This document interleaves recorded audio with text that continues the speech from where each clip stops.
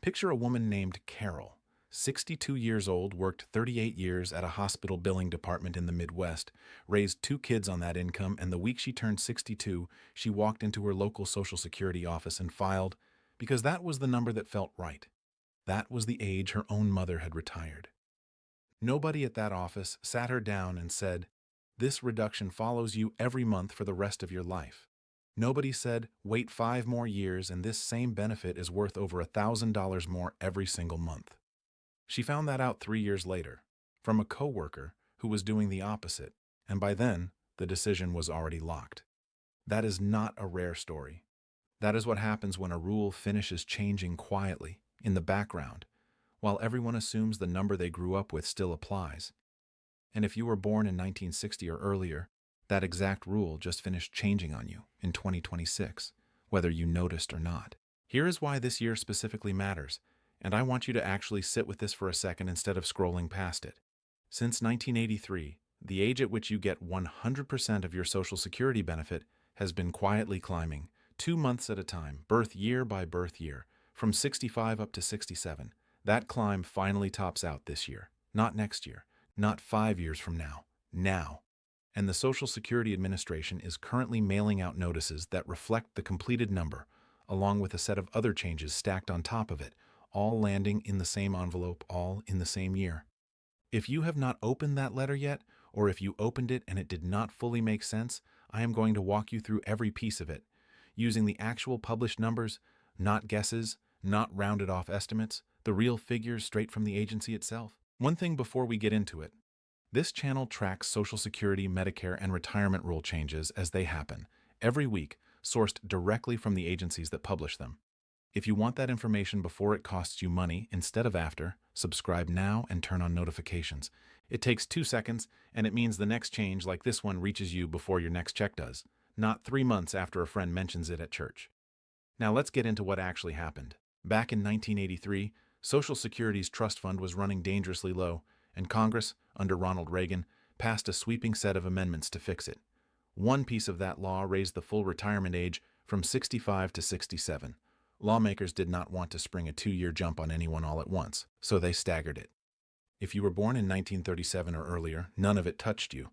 Your full retirement age stayed at 65. Starting with people born in 1938, the age crept upward in small increments. 2 months added per birth year, holding steady at 66 for everyone born between 1943 and 1954, then climbing again in 2-month steps after that. If you were born in 1955, your number is 66 years and 2 months. 1956, it is 66 years and 4 months. 1957, 66 years and 6 months. 1958, 66 years and 8 months. 1959, 66 years and 10 months. And if you were born in 1960 or later, the climb is finished and your number is a flat 67. That is the mechanism. Slow, deliberate, spread across 4 decades so that no single generation could point to one specific year and say, that is the day everything changed, except now there is a year like that, because 2026 is when the last group finishes climbing that ladder and the transition period officially closes for good. Creating that account, if you have not done it yet, takes about 10 minutes the first time. You go to SSA.gov, select the option to create a personal My Social Security account, and verify your identity either through login.gov or id.me, which usually means confirming a few details from your credit history or uploading a photo of your driver's license. Once you are in, you are looking at your actual earnings record year by year, going back to your first job, along with benefit estimates built from that exact history rather than a national average. If something in that earnings record looks wrong, a year missing, or a number that does not match your own W-2 records, that is worth flagging to the agency directly, because your future benefit is calculated from those numbers. Let's talk about what claiming at the wrong time actually costs you, because this is the part that carries permanent consequences, and I do not use that word loosely. If your full retirement age is 67 and you claim the earliest possible month, at 62, your monthly benefit is reduced by roughly 30%, and that reduction is not temporary. It does not correct itself when you turn 67. It follows you for as long as you live. On the other end, every year you hold off past your full retirement age adds about 8% to your benefit, compounding up until age 70, at which point the incentive stops, and 70 becomes your practical ceiling. Let's put Carol's situation in real numbers. Say her benefit at full retirement age would have landed at $2,000 a month. Claiming at 62 likely dropped that to somewhere around $1,400 a month for life. If she had waited until 70 instead, that same benefit could have grown to somewhere around $2,480 a month. That is not a rounding error. That is a swing of roughly $1,000 every single month, more than $12,000 a year, based entirely on a 5-second decision made at a counter one afternoon. The action step here is not complicated. Log into your own My Social Security account at the official SSA.gov website and look at your personal estimate at 62, at your full retirement age, and at 70, calculated from your actual earnings record, not a generic chart like the one I just walked through. It takes about 5 minutes, and it is the single most consequential 5 minutes available to you this year. And do not assume the math is identical for everyone reading this, because the exact birth year changes the shape of the curve slightly. Someone born in 1958 has a full retirement age of 66 years and 8 months, 4 months earlier than someone born in 1960. That difference sounds small until you translate it into dollars. A person born in 1958 who waits those extra 4 months past what they might have assumed was their number, thinking it was still an even 67, is not losing anything. Their real full retirement age was already earlier, so their benefit was never reduced for those months. But someone born in 1960 who claims at what used to be a common assumption, 66, is actually claiming a full year before their real full retirement age of 67, taking a reduction they might not expect if they were going off an outdated number they remembered from a parent's retirement. That 1-year gap between assumption and reality, multiplied across a 20 or 25-year retirement, is exactly the kind of gap that turns into thousands of dollars nobody budgeted for. This is precisely why the specific month attached to your specific birth year matters more this year than it has in the past, because 2026 is the year the assumption and the reality can no longer both be treated as roughly the same thing. Now layer the 2026 cost of living adjustment on top of that. Benefits went up 2.8% this year, translating to roughly $56 a month more for the average retired worker. It is not just retirement benefits either. Supplemental security income, which goes to roughly 7.5 million of the lowest income recipients, rose too, with the maximum federal payment for an individual climbing from $967 to $994 a month, and for an eligible couple from $1,450 to $1,491.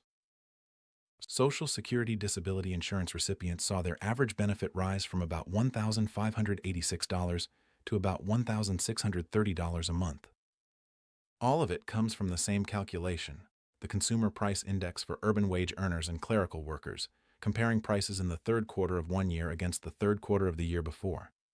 If prices rose, your check rises with them. If they did not, your check holds flat. It has only failed to increase a small handful of times since these automatic adjustments began in the 1970s, and it has never actually gone down because of this formula. Here is the catch: almost nobody frames honestly.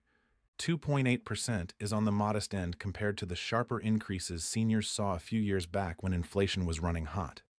Whether that number actually covers what you are spending at the pharmacy and the grocery store is a question only your own budget can answer, not a national percentage. And here is exactly where that raise gets quietly clawed back.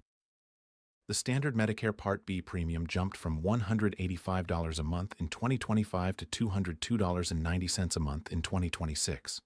An increase of about $17.90, just under 10%. For most beneficiaries, this premium comes out automatically before the check ever reaches your account. So, walk through the real math with me. Your COLA added roughly $56. Your Medicare premium took back roughly $18 of it. Your actual net gain lands closer to $38 a month, not $56. This is almost always the explanation when someone says their raise vanished into thin air. It did not vanish. It went to a different line item that happens to route through the exact same deposit, which makes it invisible unless you know to look for it. The action step is to pull up both numbers separately in the message center of your My Social Security account, the gross COLA figure and the Part B deduction, rather than judging your raise off the headline percentage alone. If you are still working, here is the piece that trips up more people than almost anything else on this list. If you have not reached your full retirement age for the entire year, you can earn up to $24,480 in 2026 before Social Security starts withholding anything, and above that line, it withholds $1 for every $2 you earn. But in the specific calendar year you actually reach your full retirement age, that limit jumps to $65,160, and the withholding eases to $1 for every $3 earned above it. Once you are fully at your full retirement age, the test disappears entirely. You can earn any amount with zero reduction. Here is what almost nobody explains clearly enough. Money withheld under this test is not gone. It is not a penalty you eat forever. It gets recalculated back into a higher monthly benefit once you reach full retirement age. I talk to people constantly who quietly cut their hours out of fear of this rule, never realizing the withheld amount comes back to them later in a different form. Know which limit applies to your specific year before you make a decision about your hours or a part-time job based on fear instead of facts. Now here is where it gets genuinely expensive for people who are not paying attention, and it involves numbers that have not moved in over 40 years. The maximum amount of earnings subject to Social Security tax rose to $184,500 in 2026, up from $176,100 the year before, which affects you if you are still earning above that level. But the bigger, quieter issue sits inside how your own benefit gets taxed. The income thresholds that determine whether part of your Social Security check counts as taxable income were set at $25,000 for single filers and $32,000 for married couples back in 1983, with a second higher tier added in 1993 at $34,000 single and $44,000 married. Those numbers have never been adjusted for inflation, not once, in over 4 decades. When they were written into law, only about 1 in 10 beneficiaries owed any tax on their benefits. Today, roughly half of all Social Security recipients pay some tax on what they receive, not because Congress changed the rule, but because every COLA increase and every dollar of pension or retirement account income pushes more people over thresholds that have been frozen since the Reagan and Clinton administrations. There is one piece of genuinely good and genuinely new news buried in this. A recent federal tax law created a new deduction specifically for seniors, worth $6,000 per qualifying person age 65 or older, available for tax years 2025 through 2028, on top of the standard deduction. For a married couple where both spouses are 65 or older, that is $12,000 off your adjusted gross income. This deduction phases out gradually starting around $75,000 in income for single filers and $150,000 for married couples, disappearing entirely somewhere around $175,000 single and $250,000 married. Because it lowers your adjusted gross income, it can pull your provisional income back under those frozen Social Security taxation thresholds entirely, meaning some retirees who were paying tax on their benefits last year may not owe anything this year. The action step is to actually ask your tax preparer this specific question by name, whether this new senior deduction changes your Social Security taxability, because it is new enough that not every preparer is automatically applying it without being asked. And do not forget your state might be taking its own separate bite, or it might not be touching your benefit at all, because this varies more than most people assume. Currently, 41 states plus the District of Columbia do not tax Social Security benefits under any circumstances. Only 9 states still tax benefits to some degree: Colorado, Connecticut, Minnesota, Montana, New Mexico, Rhode Island, Utah, Vermont, and West Virginia. But even within those 9, most offer partial exemptions, age-based deductions, or income phase-outs that mean a typical middle-income retiree often ends up owing little or nothing at the state level, even while technically living in a state that taxes Social Security on paper. The action step is to search your own state's Department of Revenue website for the exact phrase retirement income exclusion or Social Security exemption before assuming your state's general reputation on this actually applies to your specific income. Related to all of this, if you hold a traditional IRA or a similar retirement account, required minimum distributions currently begin at age 73, a rule that has been in place since 2023 under a law called Secure 2.0, and it is scheduled to rise again to age 75 in 2033. It is not a brand new rule this year, but it interacts directly with everything we just covered, because a larger required withdrawal from your retirement account can be exactly what tips your provisional income over one of those frozen thresholds for the first time, especially now that the new senior deduction is in the picture pulling in the opposite direction. Now for something that came out barely a month before this video, more current than almost anything else circulating on this topic. On June 9, 2026, the Social Security Board of Trustees released its annual report on the financial health of the trust funds, and the projection moved. The Retirement Trust Fund, formerly the Old Age and Survivors Insurance Fund, is now projected to cover 100% of scheduled benefits only through the fourth quarter of 2032, one full quarter earlier than what last year's report projected. After that point, without any action from Congress, ongoing payroll tax revenue alone would still cover about 78% of scheduled benefits, not zero, but a real reduction. Combine that fund with the smaller, healthier disability insurance fund, and the runway stretches to the third quarter of 2034 at 83%, though actually merging those two funds that way would require new legislation. I want to be completely straight with you about what this is and is not. It is not your benefit disappearing next year. It is not some quiet plan to end the program while nobody's watching. It is a funding projection, and it is one that has shifted before and been addressed by Congress before, including in the exact same 1983 reforms that just finished raising your full retirement age. Whether lawmakers act again before 2032 is a legitimate open question worth watching closely, but treating a funding shortfall as the same thing as a shutdown is not accurate, and you deserve better than that kind of shortcut. It is worth remembering that this is not the first time this exact program has stared down a depletion date. Back in 1983, the trust fund came within months of being unable to pay full benefits at all, a crisis serious enough that lawmakers had to move fast, and the result of that scramble is the same set of full retirement age reforms that just finished phasing in on your birth year this year. History does not guarantee Congress acts again before 2032, but it does show that this specific program has faced a hard deadline before and been patched rather than allowed to collapse. When your own notice actually lands, whether on paper or in your account's message center, here is specifically what to look for instead of skimming past it. Near the top, it lists your new monthly benefit amount for 2026, already reflecting the 2.8% increase. Below that, if you are enrolled in Medicare, there is a separate line showing the Part B premium deduction, which is where that $202.90 figure actually shows up subtracted from your gross amount. If you are within a few years of full retirement age, some notices include a specific confirmation of your full retirement age date, spelled out to the exact month, which is worth comparing against what you may have assumed it was. And if you have not yet filed, the absence of a benefit amount on that notice does not mean nothing applies to you. It means the earnings limit. And full retirement age figures we just covered are the ones actually relevant to your situation right now. If you are married, widowed, or divorced, none of this is just about your own individual number. Spousal benefits can be worth up to 50% of your spouse's full retirement age benefit, and claiming that spousal benefit before your own full retirement age reduces it in that same permanent way. If you are divorced, and the marriage lasted at least 10 years, and you have not remarried, you may still be entitled to a benefit based on your ex-spouse's earnings record. And here is the detail that catches people off guard every time. Your ex-spouse does not need to have filed for their own benefit yet, and they are never notified that you claimed against their record. For widows and widowers, a surviving spouse can receive up to 100% of the deceased spouse's benefit, with eligibility starting as early as age 60 or age 50 if the surviving spouse is disabled. And if the spouse who passed away had delayed their own claim past their full retirement age, building a larger benefit before they died, the surviving spouse inherits that larger amount rather than the smaller one they might have expected.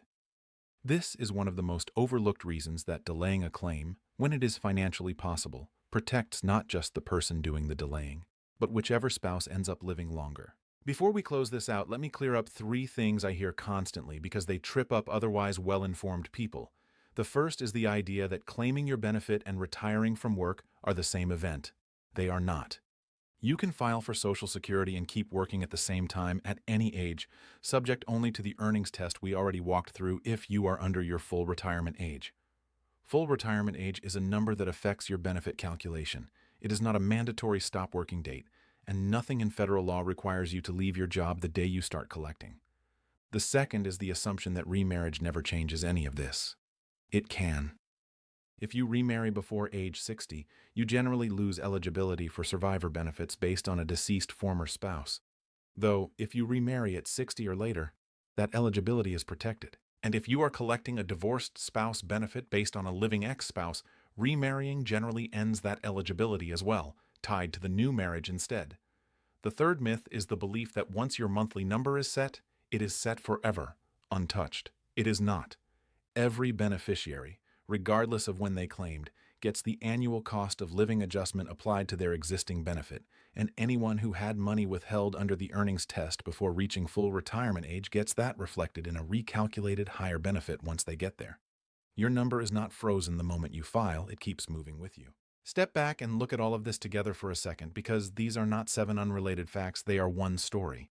Since 1983, the rules governing your full retirement age have been shifting quietly in the background while you worked, raised a family, and built your life around an assumption that 65 was the number, an assumption that stopped being accurate decades ago without most people noticing the moment it changed.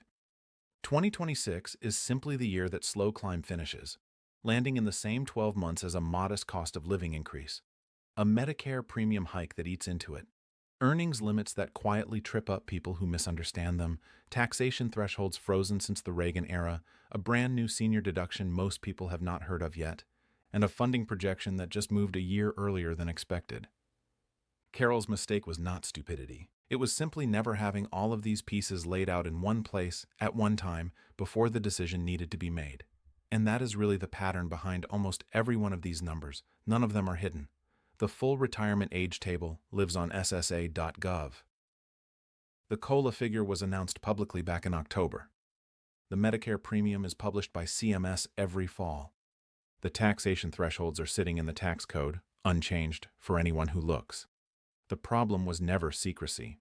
The problem is that these numbers live in 8 or 9 different places, published by different agencies, on different schedules, in different formats, and almost nobody sits down and connects them into the one decision that actually matters to you, which is when you personally should file and what you should expect once you do. So here is what I would do this week if I were you, or if this were my parent.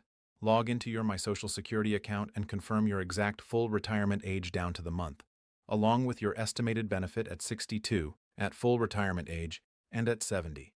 If you are still working, write down which specific earnings limit applies to your year. If you are 65 or older, ask your tax preparer by name about the new senior deduction.